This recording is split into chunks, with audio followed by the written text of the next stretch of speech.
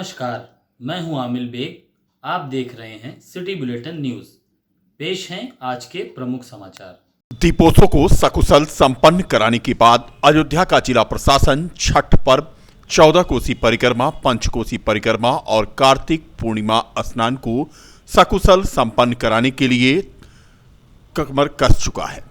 Collectorate सभागार में आज तैयारी बैठक हुई। तैयारी बैठक में जिलाधिकारी नीतीश कुमार और एसएसपी प्रशांत वर्मा ने संबंधित विभागों को दिशा निर्देश दिए कि सभी लोग अयोध्या की गरिमा के अनुरूप तैयारी करें और जिम्मेदारी निभाएं। इन धार्मिक त्योहारों को सकुशल संपन्न कराने के लिए एसएसपी प्रशांत वर्मा ने मातहतों को निर्देश दिए कि सुरक्षा की दृष्टि से अयोध्या को अलर्ट पर रखा जाए, लेकिन आने वाले श्रद्धालु और स्थानीय लोगों को किसी प्रकार की दिक्कत न हो।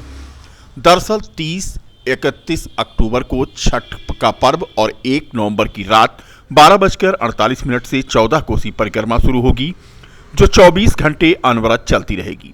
इसके बाद 4 नवंबर को देवोत्थानी एकादशी के मौके पर पंचकोसी परिक्रमा होगी, जो पूरे दिन चलती रहेगी। इसके बाद 8 नवंबर को कार्तिक पूर्णिमा स्नान का पर्व होगा।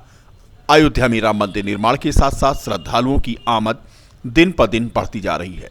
ऐसे में अयोध्या के प्राचीन धार्मिक मेलों में श्रद्धालुओं का आगमन लाखों की संख्या में होता है, जिसको सकुशल संपन्न कराने के लिए अयोध्या जिला प्रशासन के सामने एक कड़ी चुनौती है।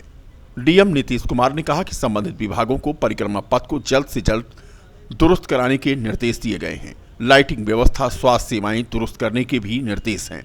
वहीं स्वयंसेवी संस्थाओं से अपील की गई है कि वह भी आने वाले श्रद्धालुओं की सेवा के लिए परिक्रमा पथ के किनारे कैंप लगाएं। छठ महापर्व है 30 तारीख को, और फिर 14 कोसी या पंचकोसी परिक्रमा का है और कार्तिक पूर्णिमा का स्नान है। तो हम लोगों ने ये चारों त्योहारों के लिए व्यवस्था मेंटेन करने के लिए हम लोगों ने बैठक करी थी। इसमें नगर निगम, विद्युत विभाग, पीडब्ल्यूडी और समस्त जो संबंधित विभाग है, रेलवे से लेके और कैंटोनमेंट बोर्ड का सब लोग को बुलाया गया था। इसमें कोऑर्डिनेशन बैठक थी और सभी को अपनी अपनी जिम्मेदारियां दे दी गई है कि क्या क्या कार्य करने हैं।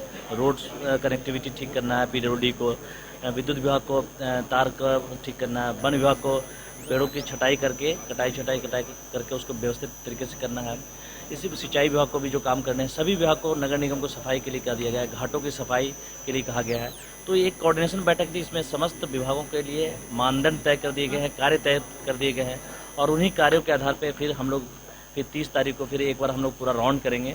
और अभी भी हमारे अधिकारी ने राउंड सब किया है सब लोगों ने, और बताया गया है क्या क्या काम करने हैं आपको, और बेहतर जो हमारे श्रद्धालुओं को बेहतर अनुभव हो इसका प्रयास किया जाएगा कि हमारे रोड की सफाई हो जाए, स्वच्छता भी रहे। फिर मेडिकल कैंप्स लगेंगे उस समय 14 कोसी या पंचकोसी परिक्रमा में मेडिकल कैंप्स लगेंगे और मे आई हेल्प यू का डेस्क लगेगा। सब पूरी व्यवस्था जो मेले की व्यवस्था होती है वो विधिवत रूप से कराई जाएगी। अयोध्या में श्रद्धालुओं की संख्या लगातार बढ़ रही है और हम लोग एक बेहतर और स्वच्छ वातावरण देने के लिए कटिबद्ध हैं और हमारे नागरिक समाज से भी अनुरोध है सब आप लोग के माध्यम से कि हम लोग एक बेहतर वातावरण का निर्माण करें और स्वच्छ रखें अपनी अयोध्या को, और एक रेगुलर रूप से होना चाहिए, एक सस्टेन रूप से होना चाहिए। इसलिए हम लोग सभी समुदाय को भी साथ में आना चाहिए और एक दिन हम लोग को सफाई स्वच्छता अभियान भी सब नागरिकों को करना चाहिए, क्योंकि अयोध्या एक अंतर्राष्ट्रीय स्तर पर उभरता हुआ स्थल है और एक महत्वपूर्ण पर्यटन नगरी और धार्मिक नगरी के रूप में उभर रहा है। तो हम लोग सबको साथ आके इसको आगे ले जाना पड़ेगा और स्वच्छता के एक मानक के रूप में अयोध्या जनपद में पूर्व में हुए बारिश से जगह जगह हुए जलभराव के चलते जिले में मच्छर जनित रोगों का प्रकोप बढ़ता जा रहा है। इन दिनों जिला प्रशासन अस्पताल और मेडिकल कॉलेज दर्शन नगर संक्रामक रोगों की चपेट में आए मरीजों से भरा पड़ा है। इन रोगों के मरीजों से अस्पताल के वार्ड फुल हो चुके हैं। खासकर डेंगू के मरीजों की संख्या तेजी से बढ़ रही है। 10 दिन के भीतर डेंगू के मरीजों की संख्या 200 से ऊपर हो गई है। जिला अस्पताल के मेडिकल वार्ड के सभी 56 बेड और जनरल वार्ड के सभी 16 बेड पर अधिकांश मरीज डेंगू, टाइफाइड, उल्टी, दस्त से पीड़ित भर्ती हैं।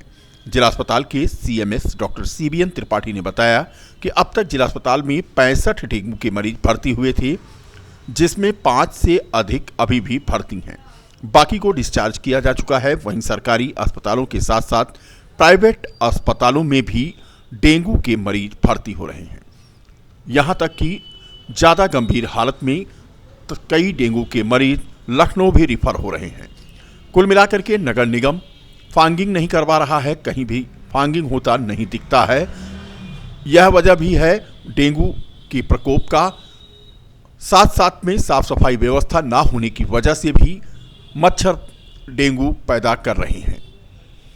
हमारे यहाँ अब तक जो है 64 मरीज भर्ती हुए हैं।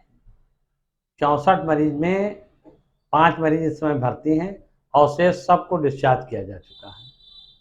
1 या 2 केस यहाँ से रिफर हुए हैं, बाकी सबको इलाज किया जा रहा है, सबको प्लेटलेट दिया जा रहा है, सबको दवाएं दी जा रही हैं, सबको फ्लूइड दिया जा रहा है। कोई समस्या नहीं, किसी की डेथ नहीं हुई। अपने अनोखे प्रदर्शन के लिए प्रसिद्ध हुए पंडित समरजीत ने आज रेलवे प्लेटफार्म टिकट 50 रुपए पहुंच जाने पर अनोखा प्रदर्शन किया। रेलवे स्टेशन से निकल रहे लोगों को लड्डू खिलाकर मोदी सरकार को बधाई भेजी। पंडित समरजीत ने कहा कि आज देश में महंगाई से लोग त्रस्त हैं। भाजपा सरकार जब से सत्ता में आई है, महंगाई बढ़ती ही जा रही है। रेलवे प्लेटफार्म का टिकट 7 साल में बढ़ते हुए अब 50 रुपए हो गया है। आज भाजपा सरकार जो है वो केवल जनता को लूटने की मशीन बना चुका है। जो जब भाजपा सरकार सत्ता में आई तो प्लेटफार्म टिकट 2 रुपया था, आज वही टिकट 50 रुपया हो गया है, यानी कि 25 गुना दाम भाजपा सरकार ने बढ़ा दिया।